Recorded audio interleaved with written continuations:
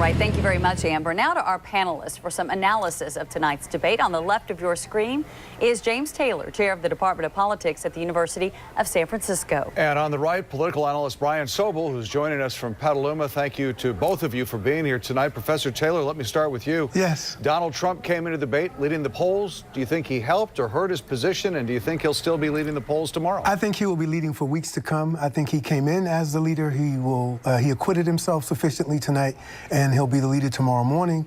The buzz will continue to be about Donald Trump for weeks to come.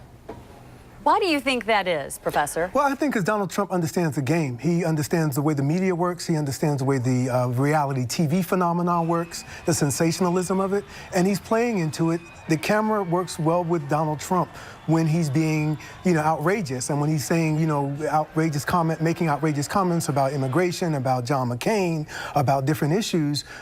He at least is not following the status quo of these safe, stock, tested and polled answers. Donald Trump is actually speaking from his heart and his head, and sometimes that's good and sometimes that's very bad. All right, thank you, Professor. We now want to go to Mr. Sobel, and as you know, it is a very crowded field, 10 on the stage tonight for this main debate. Do you feel like anyone stood out from the pack, or do you believe, too, that Mr. Trump comes out the winner tonight? Not really. I don't think anybody stood out necessarily in these forums, which are really Q&As. They're not debates. Sometimes a debate breaks out. I think the dust-up between Christie and Rand Paul was interesting to watch. Between Trump and Rand Paul was interesting to watch. I don't think anybody lost. I don't think anybody won necessarily. I do think, however, with 17 people, it's a lot of people for a viewer to really get their arms around and pick a favorite. Professor Taylor, let me go back to you. Any surprises tonight from what the candidates said? Yeah, I think the big surprise, I thought that the caption that would run the headlines tomorrow, that would rule the headlines tomorrow, was when Jeb Bush actually spoke out and condemned, or at least separated himself from his brother's war in Iraq. This is the first time he's publicly acknowledged that the war was wrong, and I think that should be the headline for tomorrow morning. Bush says the Iraq war was wrong, and he did so, with the stipulation that it was based on bad information. But we know going back a few weeks, he's been going back and forth on this one issue, and it's sort of haunted him. So now he's come out clearly and made a clear statement that he thinks the war was wrong based on the information given.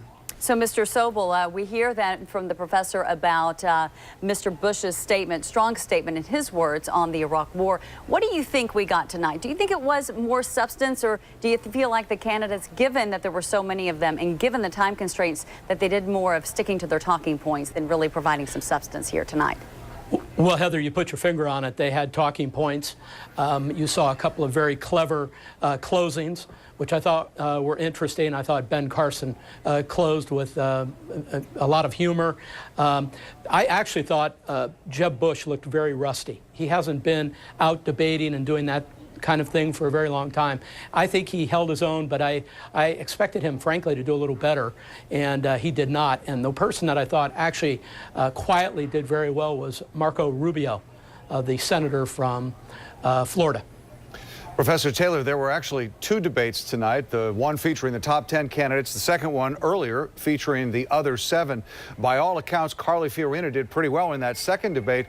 Do you see her moving up into the top 10? And we were talking earlier in the newsroom, and you were saying, in your opinion, the Republicans need to get a woman out there in the top 10 if they want to take on Hillary Clinton. I mean, I don't mean to be offensive and hate to reduce it to identity politics simplistically, but yes, at some point, the visual and the image of men, 10 men standing on the stage, and having a debate about abortion, something that none of them can experience firsthand, is a bad visual for the Republican Party. So they need Carly Fiorina to be present, and of course, running up against the most formidable, most prepared person before taking office for the presidency in over 230 years of history is Hillary Clinton, and she's a woman, and as such, she would be the first woman. So the Republican Party is going up against that momentum, just like they did with Obama, and it will behoove them to find a suitable, balance in terms of the presentation of candidates that they're putting before the country as we move further into the primaries. Professor Taylor, Mr. Sobel, we appreciate your time tonight. Thank you so much for your analysis on this first GOP presidential debate of the 2016 campaign.